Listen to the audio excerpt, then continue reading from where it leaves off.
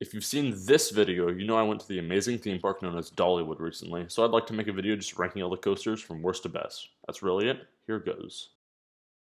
Not much to say here. This one wasn't great, even for a kiddie coaster. It was really jerky. I know this is a little cruel to a coaster aimed for little ones, but it's pretty bad. Still, it fills the gap of a kiddie coaster, and that's pretty much its only purpose. Credit, then forget it. This is the same ride model as Fire in the Hole at Silver Dollar City, and they're both dark ride coasters that mix in some nice theming with some drops. It's nice that most of the queue is indoors, so this is a good one to ride to escape the heat or cold. It's pretty tame, but alright. Not a whole lot to say here either. Dragonfly is a new gen Vekoma family suspended coaster, and it is glass smooth. The overbank following the drop into the tunnel has surprising force, and the following helixes do too. It can only run one train due to the lack of a brake run, but it's a short ride, so the wait never gets too bad. This coaster, which was added as part of the Wildwood Grove expansion, is the park's newest coaster, and a fantastic family ride. This is quite possibly the greatest family coaster I have been on. Fire Chaser features some fun launches that had quite a bit more power than I was expecting, one forwards and one backwards. It's a long, enjoyable ride that mixes in some weak floater airtime with its twists and turns. There are a couple switch tracks, a lift hill, and plenty of theming, as is the case with every Dollywood coaster. The line Fire Chaser gets is all you need to see to know how popular this ride is for families. Mystery Mine was the first Gerstlauer Eurofighter in the US, and it was a solid start. This is probably the best themed ride at Dollywood, which is saying a lot.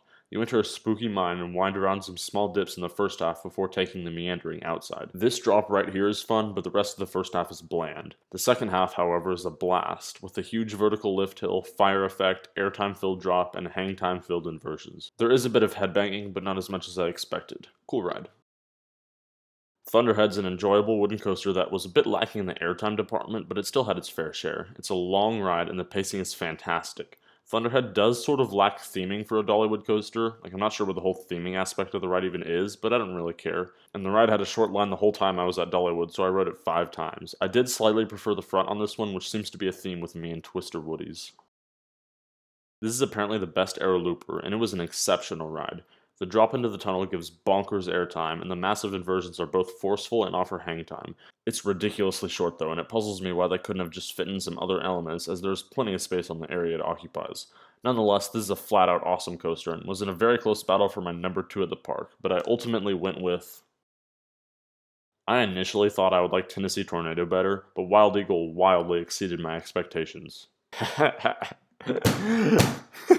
Wild.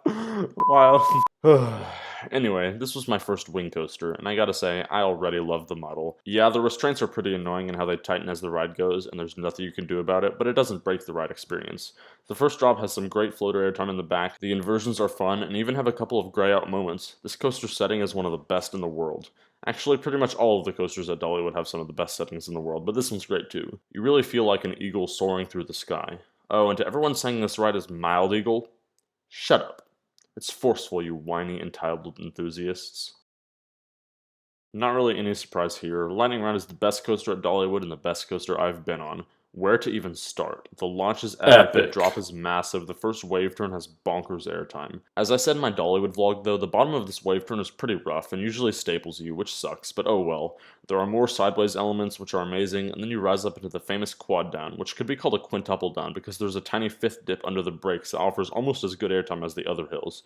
The quad down was amazing, every hill being better than the last, and the massive turn up into the brakes was very forceful. There isn't a dead spot on the ride. Lightning Rod is king. For now. That's all I have for you today. Let me know down in the comments how you would rank these coasters, and I hope to see you next time.